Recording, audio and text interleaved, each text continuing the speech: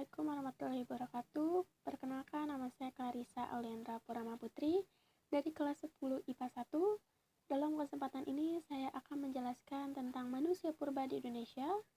Video ini dibuat untuk tugas mata pelajaran sejarah Indonesia. Dan jangan lupa juga like, comment, and subscribe YouTube channel ini. Kita langsung saja membahasnya ya. Yang pertama itu adalah pengertian manusia purba. Manusia purba atau disebut juga prehistoric people atau manusia prasejarah adalah jenis manusia yang hidup jutaan tahun yang lalu pada zaman di mana manusia belum mengenal tulisan. Manusia purba yang paling tertua di dunia diperkirakan berumur lebih dari 4 juta tahun yang lalu. Maka dari itu, para ahli sejarah menyebutnya sebagai prehistoric people atau manusia prasejarah. Nah, manusia purba banyak ditemukan di berbagai bagian dunia, tetapi lebih banyak ditemukannya di negara Indonesia. Fosil-fosil yang ditemukan di berbagai daerah di Indonesia, salah satunya ada yang berumur jutaan tahun yang lalu. Kita lanjut. Nah, ini dia tokoh penemu fosil manusia purba di Indonesia. Itu ada Eugene Du Bois dan von Koenigswald. Mereka adalah salah satu tokoh penemu manusia purba di Indonesia. Selanjutnya, di sini kita akan bahas dua materi, yaitu pertama tempat penemuan manusia purba di Indonesia dan yang kedua jenis-jenis manusia purba di Indonesia. Nah, yang pertama tempat penemuan ada Sangiran, Sragen, Jawa Tengah. Yang kedua Trinil, Ngawi, Jawa Timur. Untuk jenis-jenis manusia purba di Indonesia ada Meganthropus paleojavanicus, kedua Pithecanthropus erectus, dan ketiga Homo. Homo itu ada Homo sapiens, Homo wajakensis, floresensis, dan lain-lain. Nanti kita akan bahasnya di pembahasan selanjutnya. Yang pertama adalah tempat penemuan manusia purba di Indonesia, itu adalah Sangiran, Sragen, Jawa Tengah. Situs Sangiran adalah suatu kubah besar yang memiliki bentuk seperti sebuah cekungan besar yang terbentuk karena erosi di bagian puncaknya. Von Koenigswald menemukan fosil manusia purba seperti Homo sapiens, Homo erectus, dan lain-lain. Sangiran ditetapkan sebagai warisan dunia pada tahun 1996 oleh UNESCO. Tempat ditemukannya banyak fosil, yang pastinya itu adalah fosil manusia purba. Nah, Sangiran pertama kali ditemukan oleh Schiemeling pada tahun 1864. Yang kedua ada Trinil, Ngawi, Jawa Timur. Kawasan di Lembah Bengawan Solo yang menjadi hunian kehidupan purba pada zaman Pleistosen Tengah sekitar 1 juta tahun yang lalu. Dan Trinil dibangun pada tahun 1891 oleh Eugene Du Bois. Dan pada tahun 1893 Eugene Du Bois menemukan fosil manusia purba Pithecanthropus erectus serta berbagai fosil hewan dan tumbuhan purba. Kita membahas ke selanjutnya, materi kedua yaitu jenis-jenis manusia purba di Indonesia. Yang pertama ada Meganthropus paleojavanicus. Nama Meganthropus paleojavanicus terdiri dari kata mega yang berarti besar, anthropus yang berarti manusia, paleo berarti tua, dan javanicus berarti Jawa. Kalau digabungkan, nama itu memiliki arti manusia bertubuh besar paling tua di Jawa. Pertama kali ditemukan oleh von Koenigswald pada tahun 1936 hingga 1941 di situs Sangiran, Sragen.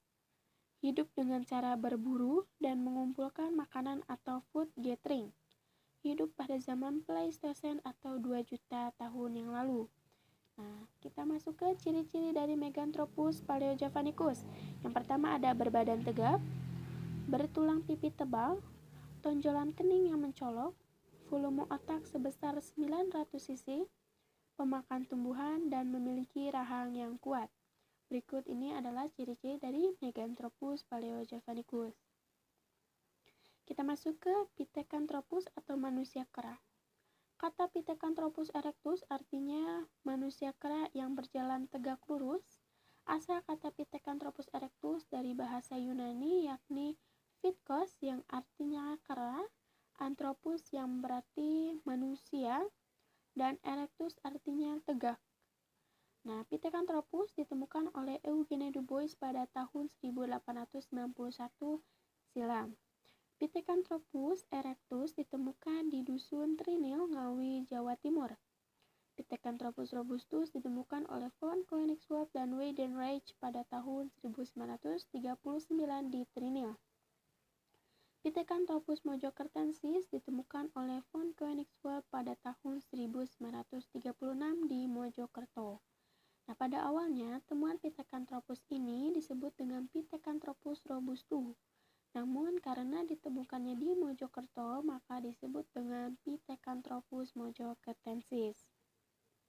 Selanjutnya, itulah ciri-ciri dari Pithecanthropus, yaitu berjalan tegak, hidup secara berkelompok, tulang pipi menonjol, omnivora atau pemakan segala, volume otaknya 750 sampai 1000 cc, tinggi badan 165 sampai 180 cm, berat badannya 100 kg.